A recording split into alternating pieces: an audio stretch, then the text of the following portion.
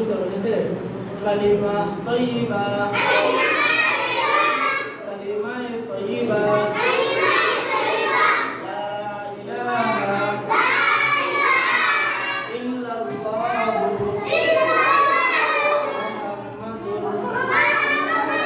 রাসূলুল্লাহ।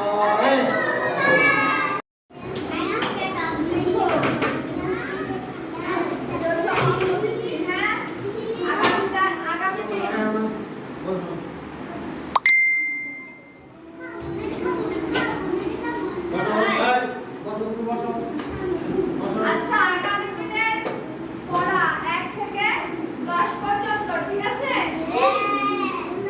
এটা হচ্ছে তোমরা কিভাবে লিখবা? তোমরা এইভাবে লিখবা, এইভাবে রুলার টানবা খাতায়, লিখে তারপরে হচ্ছে 1 2 3 4 করে লিখবা, এইভাবে খোপ কাটবা, 1 2 3 4 5 এভাবে লিখবা, ঠিক আছে?